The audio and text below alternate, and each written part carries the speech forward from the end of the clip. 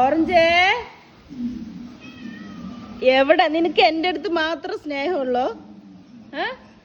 വീട്ടിലുള്ള എല്ലാ പൂച്ചനെയും തല്ലാൻ വരുന്നു. ഇന്നലെ വീട്ടിനകത്ത് കയറിയിട്ട് കുട്ടാപ്പി ജനലിൽ കിടന്ന് ഉറങ്ങായിരുന്നു. അവനെ പിടിച്ച് തല്ലി. എന്താണ് എന്തിനു കുട്ടാപ്പിന് തല്ലി പൊന്നിയ നീയെ? എന്നാലും വിശന്ന് എന്നെ തരുന്ന വരും. ഇതമ്മ അമ്മ തരവാ, വയറൊട്ടി കിടക്കണ്ടല്ലോ. വാ ശരി, കഴിച്ചടാ. വാടാ വാ, ഇറങ്ങി വന്ന് കഴിക്ക്. വാടാ. ഇനിയിപ്പോൾ ഞാൻ ഒരു കൈപ്പിടി ഇതിനാണ് ക്യാറ്റ് ഫുഡ് ഇട്ട് കൊടുക്കുന്നത്. അത് തന്നെ അവനക്ക് വയറ് നിറയാനായിട്ടുള്ള അത്രയ്ക്ക് ഫുഡ് ഉണ്ട് കേട്ടോ. ഇത് കഴിച്ച് കഴിഞ്ഞ് കുറച്ച് കഴിയുമ്പോഴത്തേന് വയറിൽ വീർക്കും. അത് ക്യാറ്റ് ഫുഡ് അങ്ങനെയാണ്. എന്തിനാ പൊന്നെ കുട്ടാപ്പിന് തല്ലിയത്? പാവല്ലേ കുട്ടാപ്പി. കുട്ടാപ്പിനെ ജനലിൽ കയറി തല്ലിയപ്പോൾ ഇക്ക ചീത്ത പറഞ്ഞു. മൂപ്പര് അന്നേരം ഓടും, പിന്നെയും വന്നിട്ട് തല്ലാൻ വേണ്ടി കയറി വരും.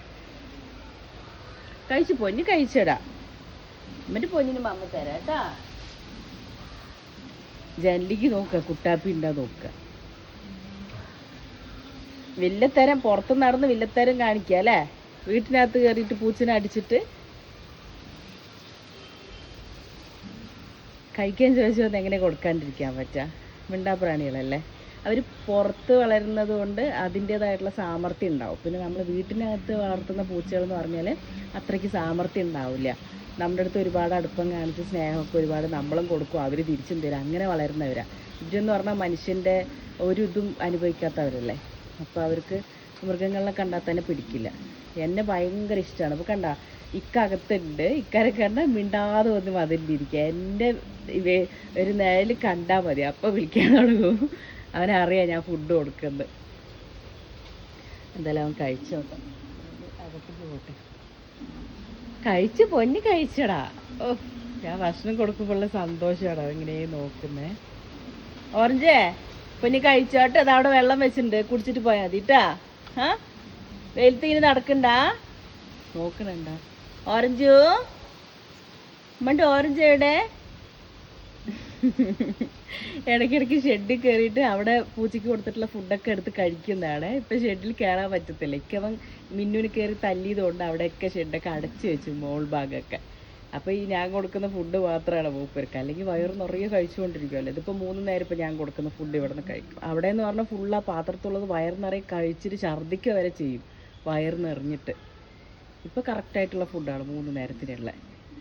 അതുമല്ല, നമ്മുടെ മിന്നുവിനെ അടിച്ചതിന് ശേഷം ഇക്ക വരുമ്പോഴൊക്കെ ചീത്ത പറയും, തല്ലരുത് കേട്ടോ എന്നൊക്കെ. അപ്പം ഇങ്ങനെ മൂത്ത് നോക്കും. ആൾക്ക് മനസ്സിലാവുന്നുണ്ട് അവരെ തല്ലുന്നതുകൊണ്ടാണ് ഈ പറയുന്നതെന്നുള്ളത്. എന്നാലും ആൾ പിറ്റേ ദിവസം വീട്ടിലേക്ക് കയറി പൂച്ചനെ തല്ലും. അതെന്താണെന്നറിയില്ല, അങ്ങനെയാണ്. പക്ഷെ എന്നോടൊക്കെ ഭയങ്കര സ്നേഹം കേട്ടോ. വീട്ടിലെല്ലാവരും സ്നേഹമാണ്. പക്ഷെ എന്നോട് മാത്രമേ അടുപ്പുള്ളൂ. ഫുഡ് കൊടുക്കുമ്പോൾ ആ ഒരു വിളിക്കലും, ഫുഡ് വേണമെന്ന് പറഞ്ഞ് വിളിക്കലും, എന്നോട് സംസാരിക്കുന്ന മറ്റുള്ളവരടുത്ത് നിൽക്കില്ല.